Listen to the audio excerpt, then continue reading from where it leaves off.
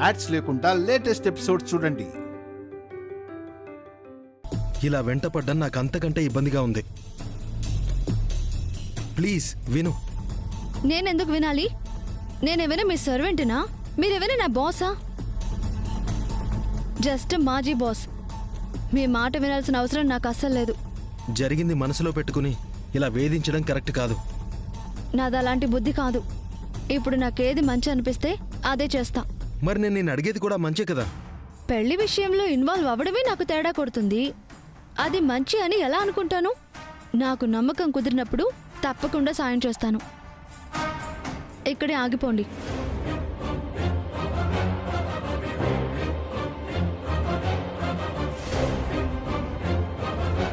నమ్మకం రావాలంట నమ్మకం. ఇది అలా చెప్తుంది గాని పక్కాగా అన్ని మనసులో పెట్టుకునే పగ సాధిస్తుంది.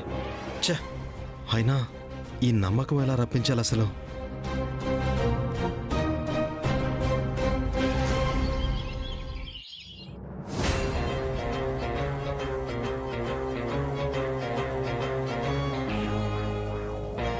Excuse me sir. ఓ రాధా గారు, మీరా? కూర్చోండి. ఏంటి సార్, కేసు అప్డేట్ ఏంటో తెలుసుకోవడానికి వచ్చారా?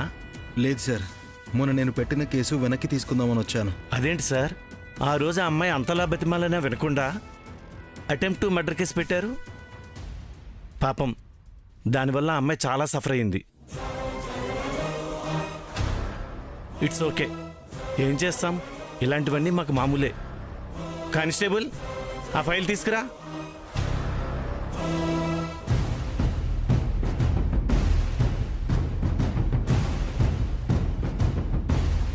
ఇక్కడ సంతకం పెట్టండి సార్.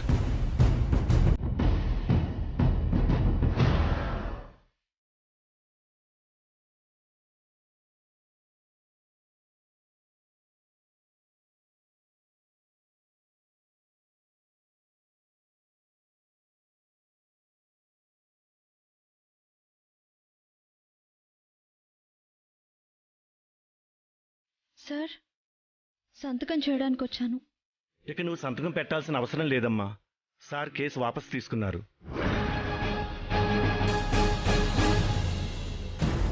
వాపస్ తీసుకున్నారా? అదేంటి సార్, నేను ఇదంతా కావాలనే చేశాను, ఆయనను చంపాలని చూశానన్నారు. మరి ఇప్పుడేంటి కేసు వాపస్ తీసుకున్నారు? అది మాకు తెలియదమ్మా. ఇప్పటి నుంచి నువ్వు సంతకం పెట్టడానికి రానవసరం లేదు. అలాగే సార్, ఉంటాను. ఓకే అమ్మా. మిస్ కృష్ణప్రియ, మిమ్మల్ని పిలిచేది, మీతో మాట్లాడాలి.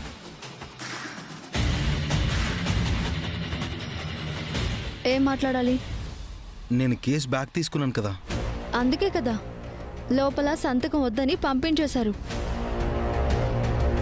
అయినా ఆ పని ఏమైనా నా కోసం చేశారా? నేను తప్పు చేయలేదు కాబట్టి కేసు వాపస్ తీసుకున్నారు, లేదంటే తీసుకునేవాళ్ళా?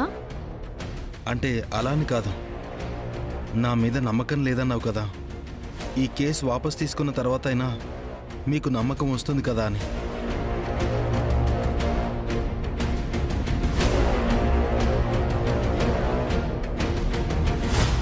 ఇంతకీ సాగర్ విషయం ఏమైంది?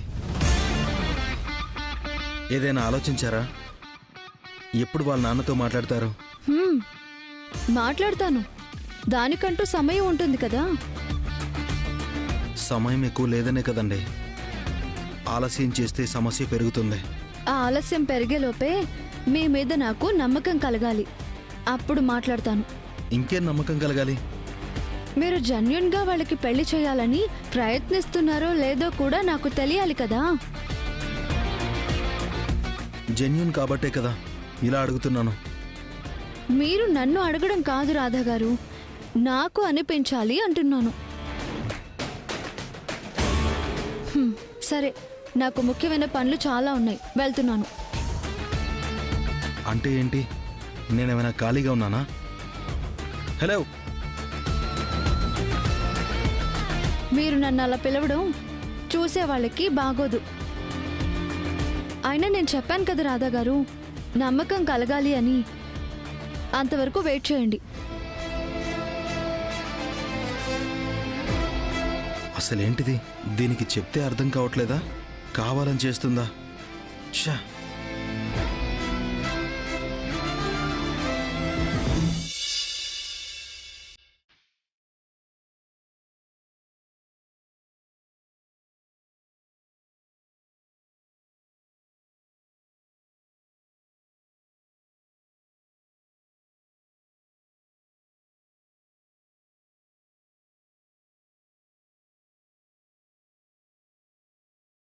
ఒక పని చేద్దాం, సేమ్ ప్యాటర్న్లో ఇంకో 2 కలర్స్ తెప్పించండి. Okay sure sir. ఏది బెటర్గా అనిపిస్తే దాంతో షూట్ ప్లాన్ చేద్దాం. డిజైనర్తో నేను మాట్లాడతాను. ఓకే? అలాగే sir. Yeah, you can go and continue. Okay. Go. Okay, thank you.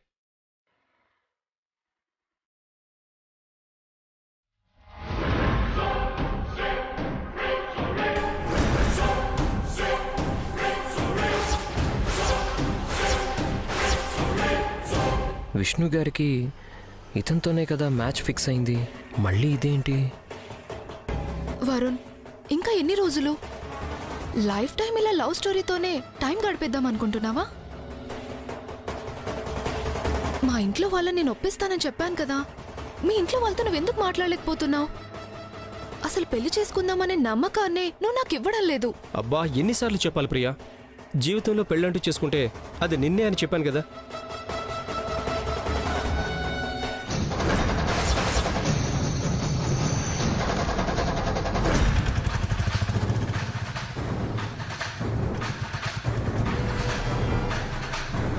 ప్రస్తుతం మన ఫ్యూచర్ లైఫ్ సెటిల్మెంట్ గురించి ప్లాన్ చేస్తున్నాను.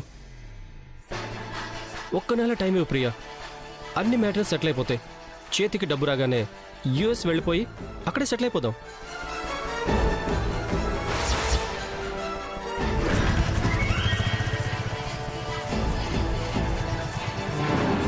నమ్మొచ్చా? లేకపోతే ఇవన్నీ నన్ను మేనేజ్ చేయడానికి ప్లే చేస్తున్నావా? అవసరమేముంది ప్రియా? నిన్ను మించిన ఇంగ్లీష్ చదువు ప్రొఫైల్ ఉన్న అమ్మాయి నాకెక్కడ దొరుకుతుంది? నీకైనా నాకైనా లైఫ్ సెటిల్ అవ్వడం ముఖ్యం. మనం పెళ్లి చేసుకుంటే ఒకరి వల్ల ఒకరం ఇద్దరం సెటిల్ అయిపోతాం కదా. తొందరలోనే మనం పెళ్లి చేసుకోబోతున్నాం, ప్రామిస్.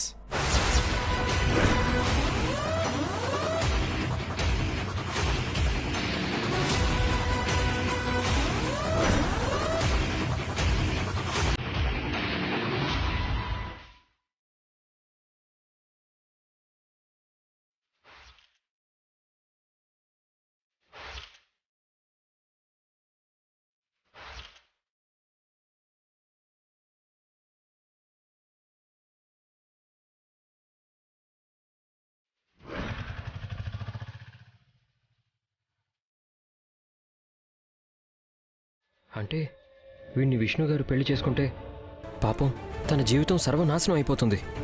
లేదు, అలా జరగకూడదు.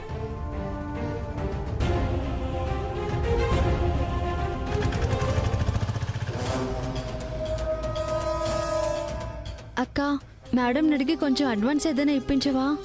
ముందు నీ జాబ్ కన్ఫర్మ్ అయిపోవాలి కదా కృష్ణప్రియ. అంటే ఇప్పుడు కన్ఫర్మ్ కాదా అక్క? కన్ఫర్మ్ కాదా అంటే కన్ఫర్మే,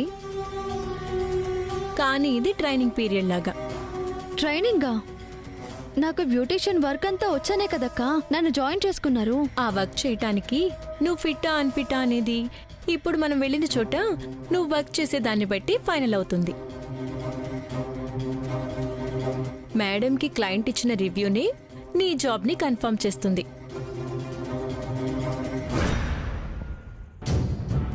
ఈ విషయం ఎలాగైనా విష్ణు గారికి చెప్పి పెళ్లి క్యాన్సిల్ చేయించాలి, లేదంటే పాపం విష్ణు గారి లైఫ్. నో.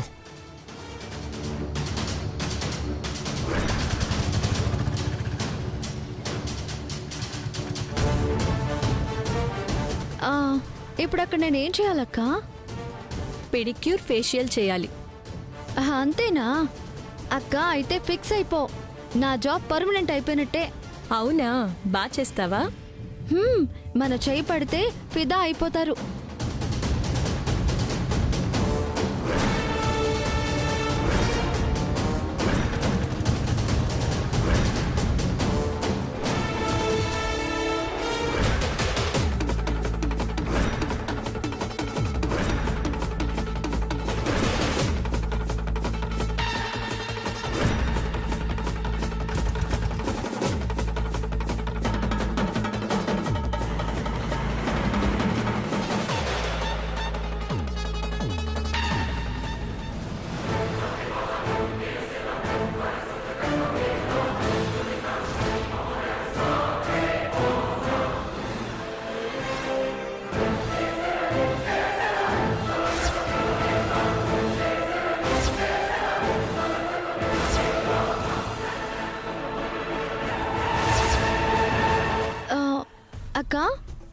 వచ్చావేంటి?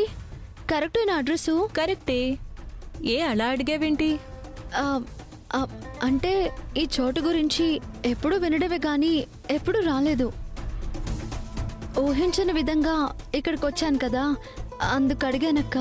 ఓ సరే, మనం ఫేషియల్ పెడిక్యూర్ చేయాల్సింది ఇక్కడే. లోపలికి వెళ్తే ఇంకేమైనా ఉందా? ఈ జాబ్ వద్దు ఏమి వద్దు అని నన్ను వెనక్కి నెట్టేస్తారేమో. ఇక్కడి నుంచి వెళ్ళిపోవడం బెటర్ ఏమో. నిన్న ఈ made in heaven owner Tara madam గారు ఫోన్ చేసి మన మేడం గారికి చెప్పారంట. లక్కీగా ఇక్కడ నీ టాలెంట్ చూపించే అవకాశం వచ్చింది. వీళ్ళు గాని నీ వర్క్కి సాటిస్ఫై అయ్యారంటే మన మేడం ఇంకా నీ విషయంలో వేరే ఏం ఆలోచించరు. నీకు మంచి శాలరీతో పాటు అడ్వాన్స్ కూడా ఇస్తారు.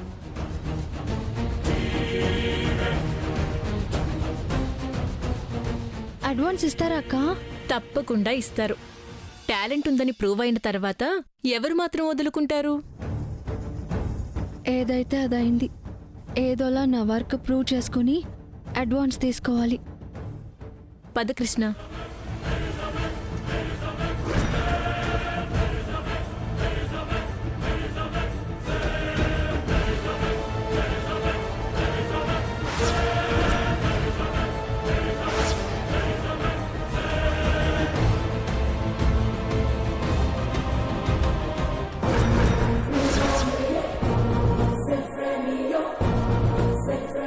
ఇదేంటిక్కడ మళ్ళీ ఏ సమస్య క్రియేట్ చేయడానికి వచ్చుంటుంది? మేడం, బటర్ఫ్లై బ్యూటీస్ నుంచి వచ్చాం. కార్తిక మేడం గారు పంపించారు. ఓ, ఇంతకీ తనెవరు? మా staff madam, new joining, very talented. Talent మొహంలోనే కనిపిస్తుంది. చూద్దాం నిజంగా ఎంత టాలెంటెడో. Pooja, yes ma'am. లోపల పెడిక్యూర్ చేయించాలి. ఈ టాలెంటెడ్ గర్ల్ని లోపలికి తీసుకెళ్ళి చూపించు. రండి.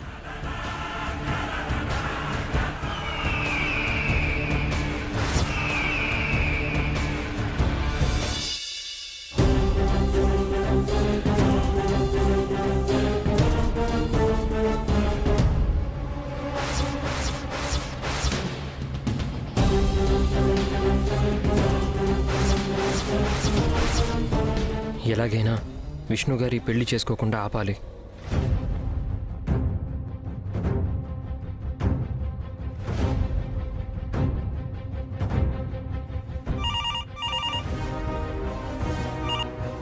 హలో. థ్యాంక్ గాడ్, మీరే లిఫ్ట్ చేశారా? నేనండి, శ్రీకాంత్ని. ఏంటండి కాల్ చేశారు? నేను మీతో అర్జెంటుగా ఒక ముఖ్యమైన విషయం మాట్లాడాలి. ముఖ్యమైన విషయమా? చెప్పండి.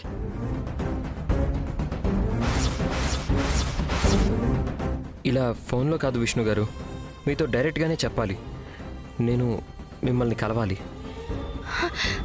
లేదండి, కలవటం కుదరదు.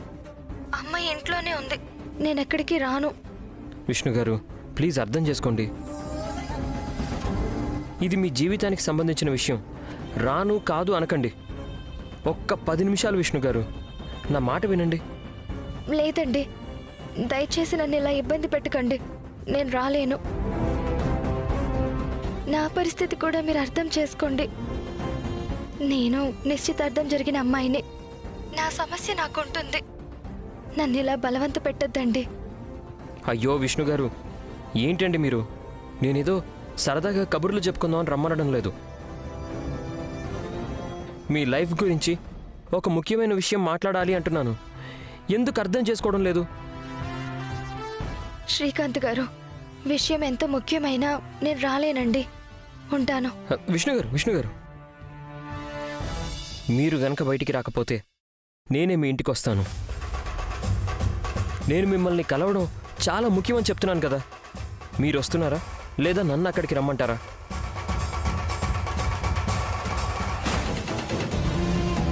సరే, వస్తాను. ఎక్కడికి రావాలో చెప్పండి.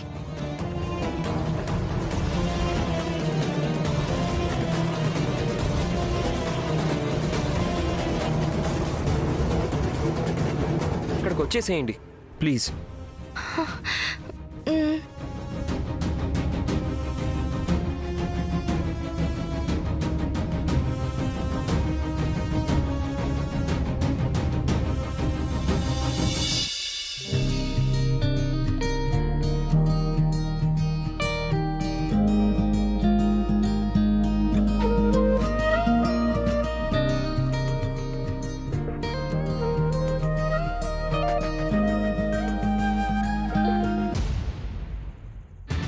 పూజ, ఎవరెవరికి ఏం కావాలో వాళ్ళందరికీ వీళ్లతో చేయించేసే. Okay madam.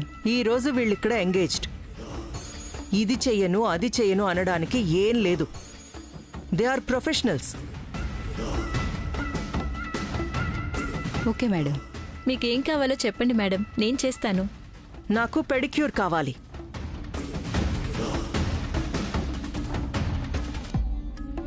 నేను చేస్తాను మేడం. ఆ, నువ్వు కాదు. హా, వెరీ టాలెంటెడ్ అన్నావు కదా, ఆ టాలెంట్ ఏంటో చూడాలనుంది. ఇలాంటి న్యూ టాలెంట్స్ని ఎంకరేజ్ చేయడం నాకు చాలా ఇష్టం.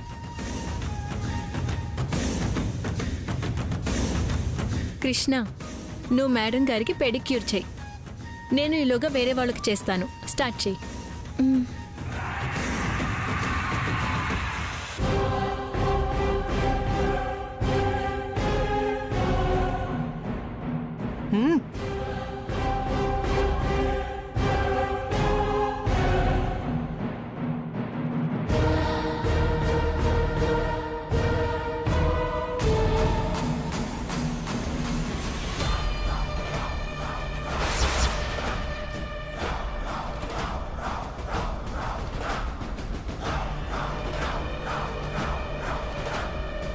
స్టార్ట్ చేయి.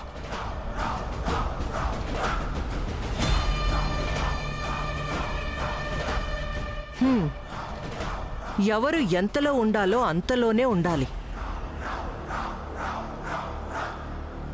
స్థాయిని బట్టి తన స్థానం ఏంటో తెలుసుకోవాలి అని అంటారు. మరి నీ స్థానమేంటో ఇప్పటికైనా అర్థమైందా కృష్ణ?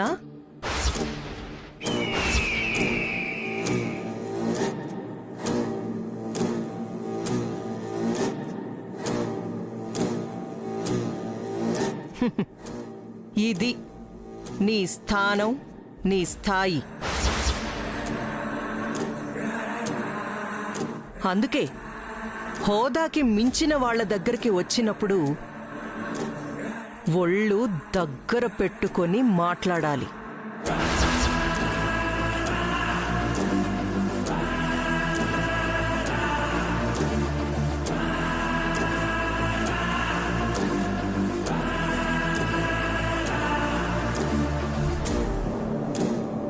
నోరుంది కదా అని పేలితే పేలిన చోటే కాలిపోతుంది.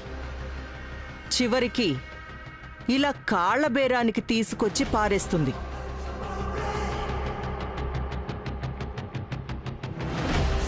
అందుకే దేవుడు ఎవరిని ఎక్కడుంచాలో అక్కడే ఉంచుతాడంటారు.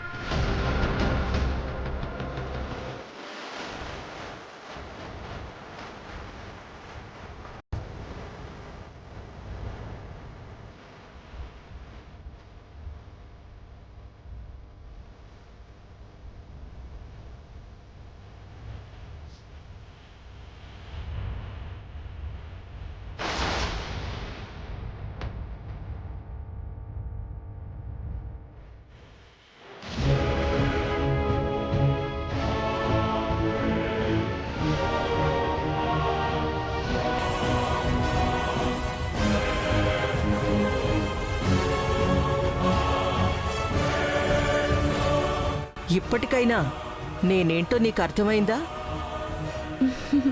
ఇప్పుడేంటి మేడం, ఎప్పుడో అర్థమైంది. ఏదో మీ ఆనందం కోసం మీ గొప్పలు చెప్పుకుంటున్నారు, తప్పు లేదు. అయినా మన గురించి నలుగురు మంచిగా చెప్పుకోలేనప్పుడు మన గురించి మనమైనా చెప్పుకోవాలి కదా, తప్పదు మరి. అయినా మీరు అనుకుంటున్నట్టు నేనేమీ మీ కాళ్ళు బేరానికి రాలేదు. ఇది జాబ్ ప్రొఫెషనల్గా వచ్చాను.